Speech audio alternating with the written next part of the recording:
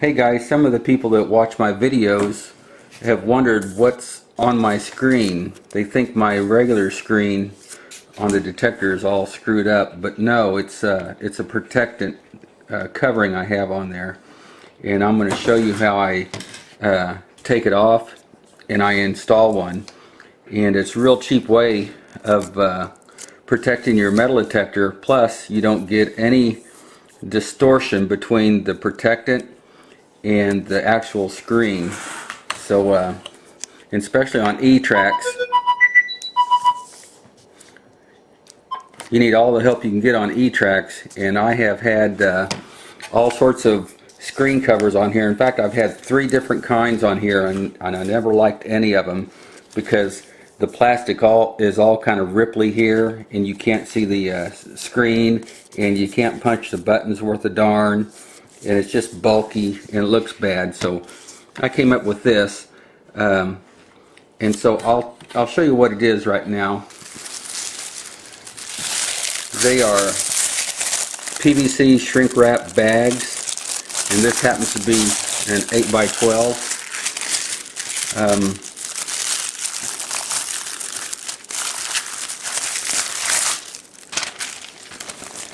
So that's what they are.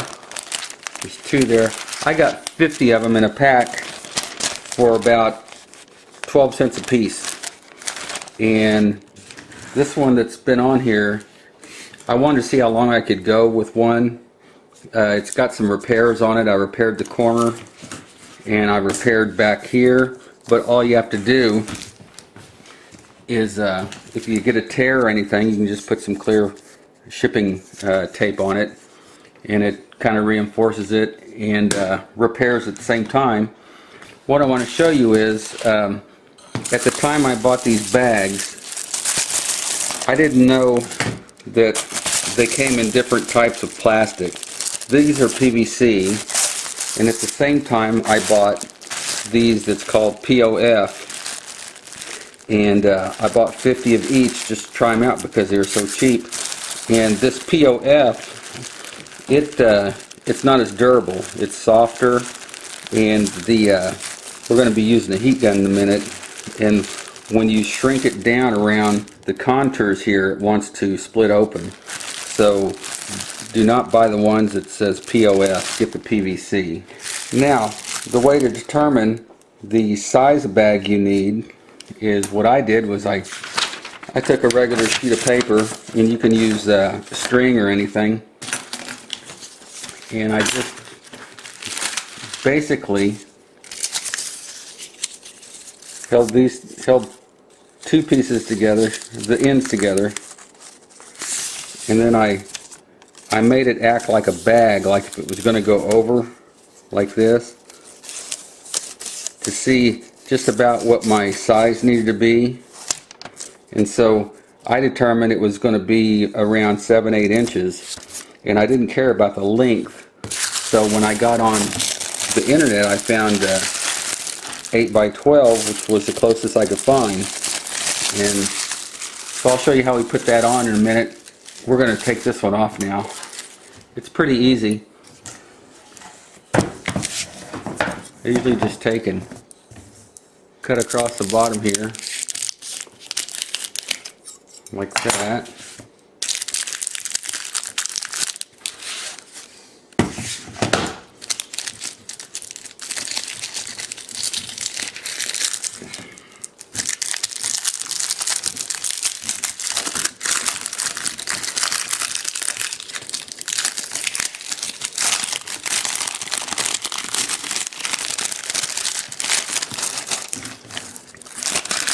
So you can see it holds the shape. Now the back side, the underside is kind of gnarly because that's where I tape it. Now you can see my E-track looks brand new. And that one's been on there a full year. But normally I was changing them out every 4 or 5 months. I think you can go every 6 months and not have any issues at all. When I tell people what I've done, a lot of people say, well, your metal detector needs to breathe, and what about moisture and stuff? But 2 of those 3 previous covers were virtually all sealed up, plastic, and but I'll show you a way. If you're concerned about your detector breathing, all you have to do is put a few holes back here where the speaker is, and you'll be good to go. So what I'm going to do is, just to get any dust or anything that might have got up underneath here, I'm going to wash the front of this off. Okay, when you're washing it, don't use a paper towel because that'll scratch. Just use something soft, and you don't want to douse it with moisture or anything. I did spray a little bit of water on it. So you can see that just with that shrink wrap bag, this detector looks new. I've had this detector a little over 3 years, and probably the first 6 months I had all those other covers on there, and then so I've had these shrink wrap bags on there for 2.5 years. And so yeah, alright, so what you have to do to the bag, and what I found out is, of course, they're too long to go over the detector. So I found the best measurement for this was about 7 inches. I know this is a 12-inch bag, so I'll just cut a little off center here, and it's not rocket science. It's just a guesstimate, about 1 inch past center. Then I'm left with about a 8 by 7 bag.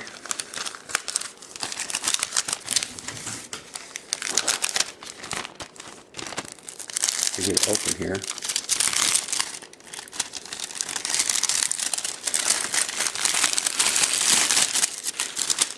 I had 2 bags there.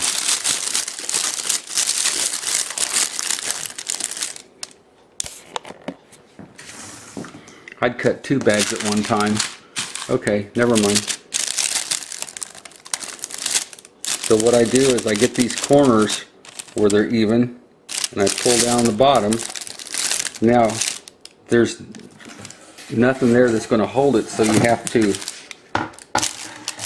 turn it over and pull and then tape. So we'll get doing that. And again, I just use this clear packing tape.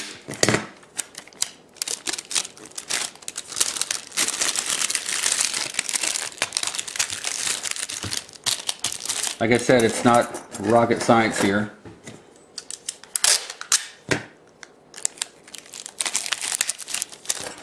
And then right here where this cam lock is, I'll cut around that just a little bit. So you can get the rod off.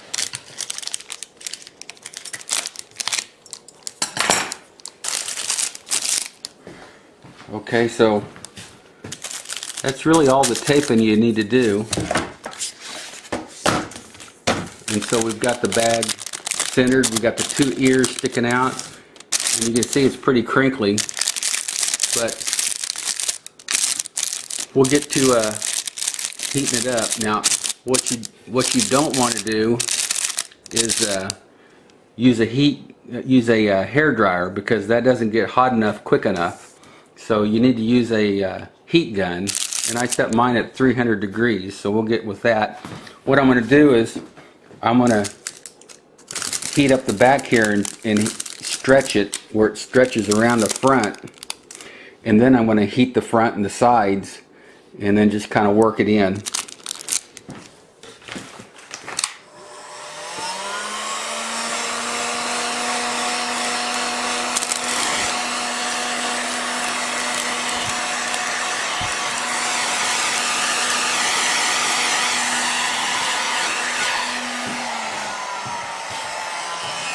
See, with a heat gun you can get on it fast enough to, whoops.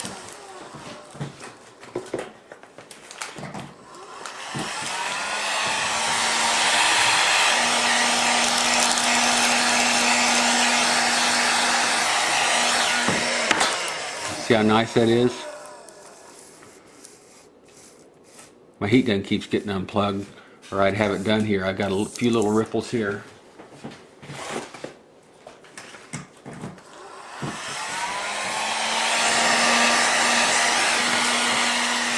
And what I do with these little ears from the corners of the bags, I'll heat them up and then I'll squash them in.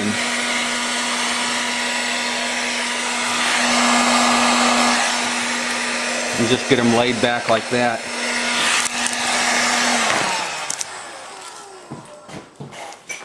I should have got an extension cord.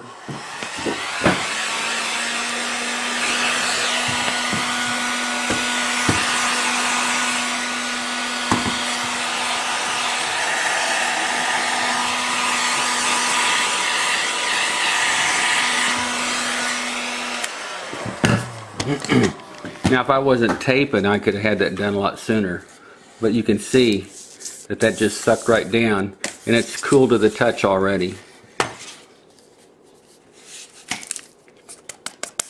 So it protects everything. If you want to hear the speaker, you can just take and cut a few lines in here, and with a knife just slice it, or if you want to reinforce it before you slice it, put some tape right over here and then put a couple of slices in there, and so that's how you do that. Now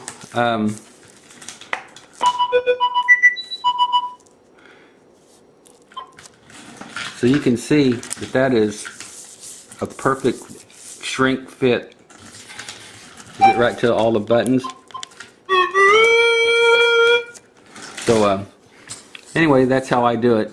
So what I'm going to make today, which I haven't made before, is a visor to put on here, and I'm going to make that out of duct tape.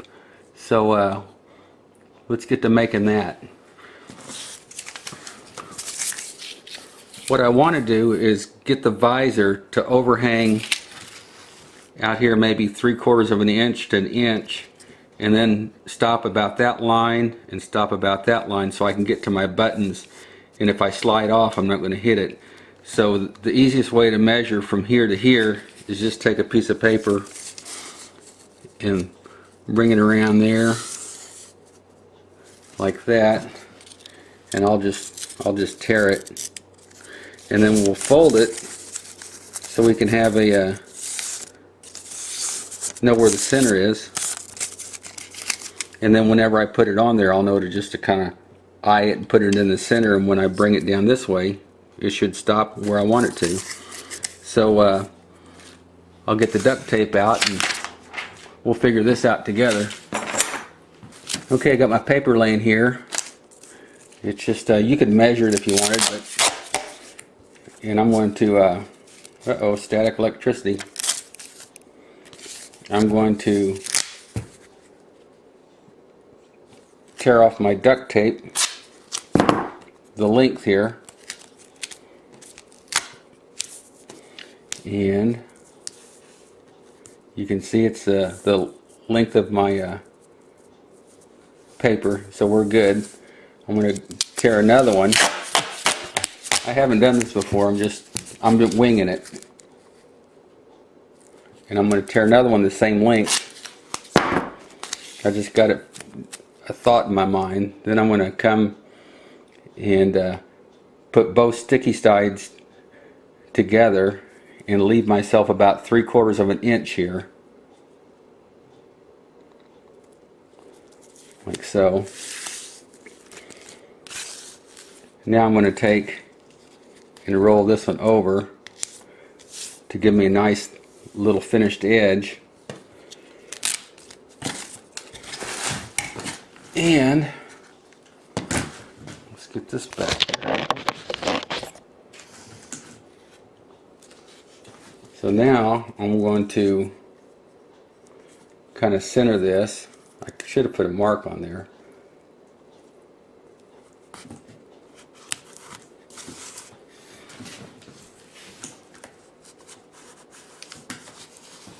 Just kind of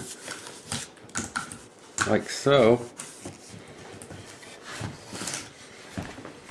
And now I have built-in corner protection, and I've got a sun shield.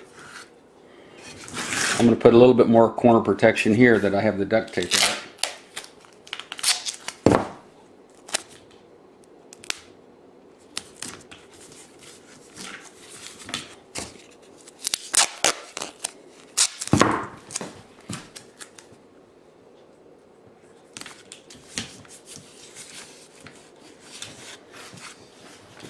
Now you can see that for about 20 cents I've got myself a real nice screen protector, and I've got a built-in visor.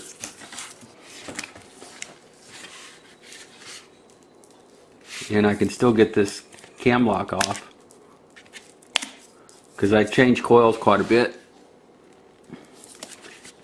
And if you guys bought 8x12 PVC bags, you'd be able to cover about any detector that you have with that. So I've been needing a visor. There's no need to pay $10 to $20 for a visor. Alright guys, so you'll be seeing it in action with the visor and the new cover and stuff. And again, if you have any suggestions, just leave them down in the comment section. And I appreciate it if you subscribe to my videos and like and share. Thanks for watching. Bye.